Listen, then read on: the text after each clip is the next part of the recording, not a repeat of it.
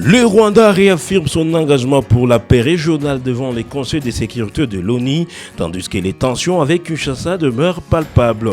Dans le Nord Kivu, les habitants de Walikale attendent toujours la réhabilitation du pont sur la rivière Rubonga et en pâtit. La population fait face à une grave pénurie d'eau potable.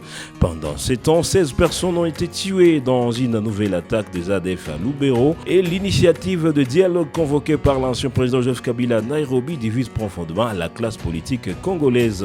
Entre diplomatie et drames humanitaires, la région du Grand Lac reste en quête de stabilité. De Kigali à Lubero, de Kinshasa en pâtit, les défis sécuritaires, politiques, sociaux se multiplient, mettant en l'épreuve la résilience des populations civiles.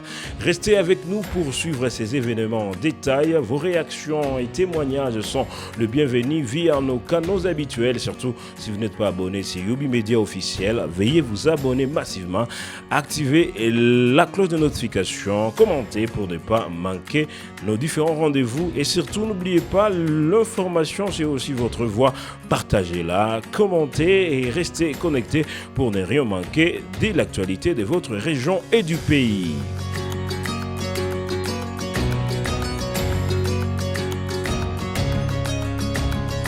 Le gouvernement rwandais a réaffirmé son engagement en faveur des processus de paix régionaux lors d'une séance du Conseil de sécurité des Nations Unies consacrée à la situation sécuritaire dans la région de Grand Lac, en particulier dans l'est de la République démocratique du Congo.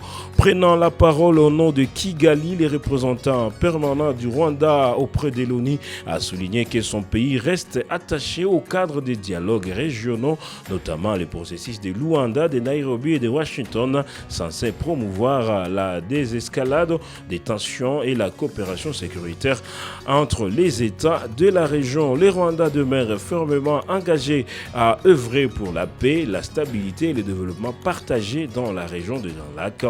Nous soutenons toute initiative crédible et fondée sur le respect de la souveraineté des États et la lutte contre les groupes armés étrangers opérant depuis le territoire congolais, a déclaré le diplomate rwandais. Et puis Kigali a une fois de plus insisté sur la nécessité d'une action contre le FDLR qu'il considère comme une menace directe à sa sécurité nationale. Le représentant rwandais a salué l'appel récent du gouvernement congolais invitant les combattants FDLR à déposer leurs armes et à se rendre, tout en demandant que cette mesure soit mise en œuvre de manière effective et véritable. Le Rwanda a également appelé à renforcer la coopération entre les États de la région en s'appuyant sur le mécanisme régional existant, notamment la conférence internationale sur la région de Grand Lac CIRGL et la communauté d'Afrique de l'Est EAC. Kigali a affirmé être prêt à collaborer avec ses voisins et les partenaires internationaux dans le cadre d'initiatives de sécurité transfrontalière et de développement économique intégré. Cette déclaration intervient dans un contexte diplomatique tendu entre Kinshasa et Kigali sur fond d'affrontements persistants dans le Nord Kivu et dans le Sud Kivu entre le FARDC et leurs alliés Wazalendo et le mouvement révolutionnaire AFC-M23 que la RDC accuse le Rwanda de soutenir, ce que Kigali demande systématiquement depuis toujours. Malgré ces tensions, le Rwanda affirme vouloir privilégier les voies diplomatiques pour parvenir à une solution durable à la crise. Au Nord Kivu, on l'a dit, plus de 6 mois après sa destruction lors des combats entre les forces armées de la RDC et l'AFC-M23, les ponts sur la rivière Rubonga située sur l'axe Walikale et Kibua demeurent non réhabilités. Cet ouvrage d'une importance stratégique pour la circulation de personnes, de biens et de vivres s'est effondré en mars 2025 depuis la route principale reliant Walikale et centre à Kibua restait coupée, compliquant donc le transport des produits agricoles et pourquoi pas l'approvisionnement des localités environnantes. Selon plusieurs sources locales, les populations riveraines sont obligées de traverser la rivière à pied ou à l'aide des pirogues et des fortunes, une situation jugée dangereuse, notamment pour les écoliers et les commerçants. Les autorités locales et les humanitaires alertent sur les conséquences économiques et sociales de cette coupure et qui isole davantage le village situé dans la partie ouest du territoire. Aucune annonce officielle n'a encore été faite concernant la réhabilitation du pont, bien que plusieurs organisations locales appellent le gouvernement provincial et le partenaire technique à prioriser les travaux dans le cadre de la réouverture des axes routiers stratégiques du Nord Kivu. Le village de Mpati dans le territoire de Massissi au Nord Kivu fait face à une grave pénurie d'eau potable alors qu'il accueille depuis plusieurs semaines un nombre croissant et important de déplacés internes fuyant les affrontements entre FRDC et l'AFSA M23. Selon des sources locales, aucun point d'eau factionnel n'est actuellement disponible dans ces centres du village. Les habitants ainsi que les familles déplacées sont contraints de puiser d'eau dans les rivières et marigots voisins au risque de contracter des maladies hydriques telles que les choléra ou la diarrhée. Les autorités locales et les organisations humanitaires alertent sur une crise sanitaire imminente, faute des structures d'approvisionnement. Les rares sources d'eau disponibles seraient polluées par des activités humaines et les ruissellements, aggravant donc le risque pour la santé publique. Mpati, localité située sur l'axe Kuchanga-Nyabiondo, est l'un des principaux points de regroupement des déplacés du centre de Massissi. Les humanitaires estiment à plus de 15 000 personnes dans le nombre de nouveaux arrivants dans la zone depuis début septembre, venant principalement de Biboué, Nyabikeri et Kuchanga.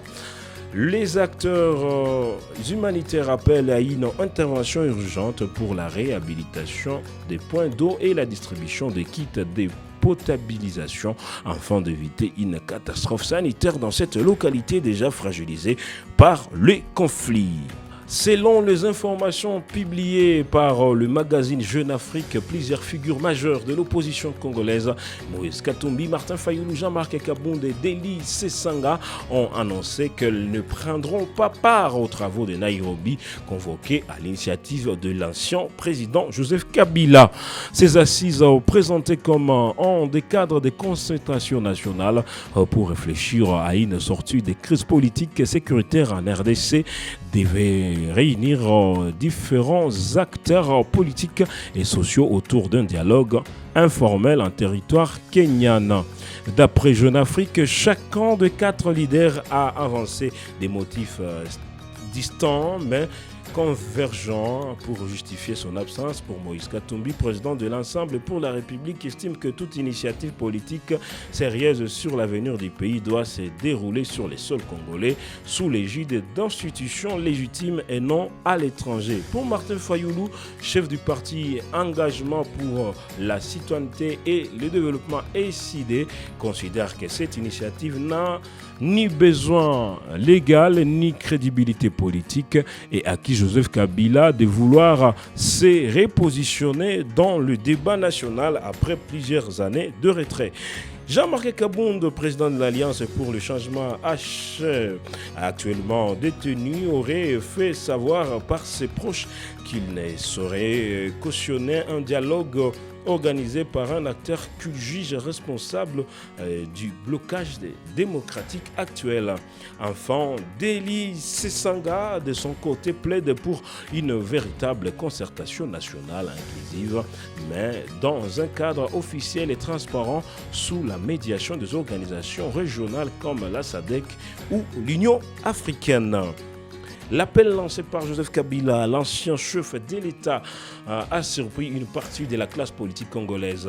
L'ancien président souhaiterait, selon ses proches, faciliter un dialogue politique entre Congolais face à la persistance de la crise dans l'est du pays et aux tensions post-électorales. Cependant, de nombreux observateurs estiment que cette initiative ravive les clivages politiques et pourrait donc être perçue comme une tentative tentative de retour sur la scène nationale et pourquoi pas de l'ancien président resté jusque-là discret depuis la fin de son mandat et depuis sa condamnation. Les travaux de Nairobi, initialement prévus pour la mi-octobre, devraient donc néanmoins se tenir avec la participation de certaines personnalités politiques et de la société civile proches de l'ancien régime ou favorables à un dialogue intercongolais sans conditions préalables. Direction Lubero, une nouvelle attaque attribuée aux rebelles des ADF a coûté la vie à moins de 16 personnes dans la localité de Mukondo Katanga, située dans le territoire de Lubero, au nord, dans la province du Nord Kivu.